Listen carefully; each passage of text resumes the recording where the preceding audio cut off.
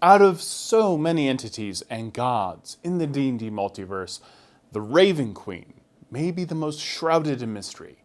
That's why I'm talking to Mike Merles about her and what she means for the D&D multiverse. So the Raven Queen is a character who's in some ways, she is what the tin says she is. She's the Queen of Ravens. But more usefully, she rules the Shadowfell right now. There have been other rules of the Shadowfell. There are other people challenging her for dominion over that realm. But that's where she sits right now, where she perches.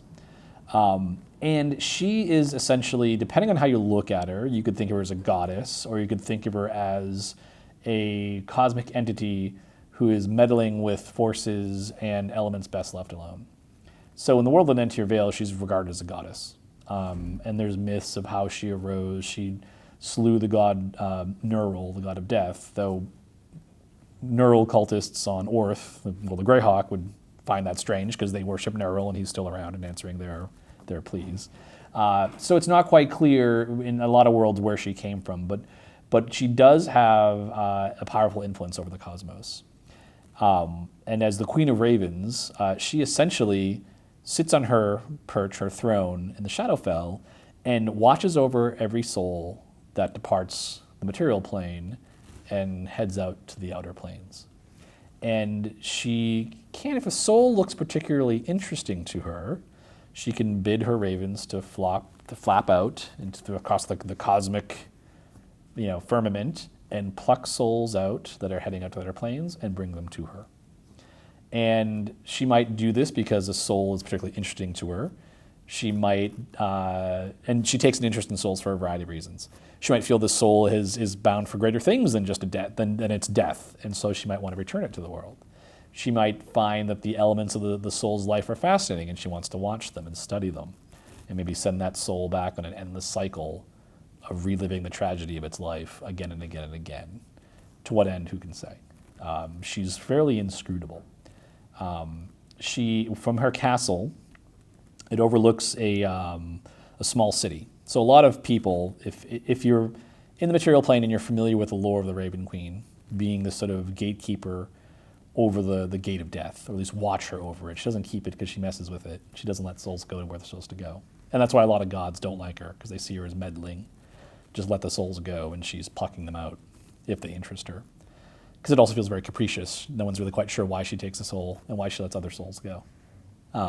So you will have mortals go to the Shadowfell and try to seek her out, and to see if they can restore someone to life, if whether magic or whatever, or the gods aren't allowing it, or the spell isn't working, either he's dead, it's not available to you, or there's a curse or something. So she does have petitioners who seek an audience with her, and the Shatterkai serve her. And so in this city this sort of ramshackle city that's grown up around her castle, there are the Shatterkai, who are her mortal agents. They serve her bidding. And then you have mortals who also show up and they're desperate, right? I could get an audience with the Raven Queen. But an audience with the Raven Queen might be one of those things where, like, be careful what you wish for. Because she doesn't sit on a throne and you walk in and pay her respect and have a conversation with her. Has never been known to speak to anyone. And occasionally can be glimpsed through the windows or on the parapets or balconies of her castle. But otherwise, as far as anyone knows, it's just her and the ravens. She sends ravens to the Shatterkai if she has a mission for them, something she wants them to do. The Shatterkai obey her. They follow her. They're very faithful to her. And they're about as old as she is. How she actually came to be, there's a lot of different stories. It's not exactly clear, like what may have created her, but it's clear the Shatterkai are somehow attached to it. And they serve her will. They are tied to her. The Shatterkai were once elves. And so the Raven Queen may have once been an elf herself. It's not exactly clear right now, like what her relationship might be. You do have this idea that Corlin the Rethian, and the elves springing from his divine blood, and the elf pantheon essentially being the most powerful of the elves, they're rising to godhood, because they have the divine element in their blood. And so there's some suspicion that she's somehow tied to that may be how she attained this cosmic position. There's also some Some thought maybe there's some sort of cosmic tragedy, that she actually didn't intend to become the Raven Queen. She intended to become something else. And then something went wrong. And now she's trapped in the Shadowfell, and all of these her weird obsession with souls and plucking souls and bringing them to her and commanding the Shatterkai might actually be all in some strange way her trying to escape her predicament, that she doesn't actually want to be watching over these souls, that she's trying to escape, that her soul in some way is trapped in the Shadowfell. But the Shatterkai are elves. When they are on the Shadowfell, they appear incredibly ancient and old. But when they leave, they regain their vigor. And so if you meet a Shatterkai in the material plane, they look like a robust young elf. If you meet one on the Shadowfell, they typically like to wear masks on the Shadowfell because they're incredibly withered and old. It's still vital if you don't want to pick a fight with one. They look old, but they're not slowed down. But there's definitely some element of when they're close to their mistress, they look different. You can see the toll of years on them. And so she's a very mysterious and strange figure, sort of straddling the line between life and death.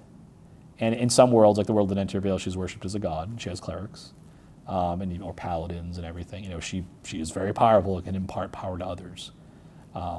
But she's not quite a deity. She's somewhere in between. And in some ways, in the universe of D&D, it's very orderly, right? The universe of D&D is the struggle between law and chaos. And she represents neither. She's something else. Thank you, Mike Merles, for talking about the Raven Queen. We'll have Jeremy Crawford on soon to talk more about the Raven Queen, as well as her elves that live in the Shadowfell, as it relates to the new book, Mordenkainen's Tome of Foes. You can pre-order that book right now on dndbeyond.com. Thank you for watching. I'm Todd Kenrick.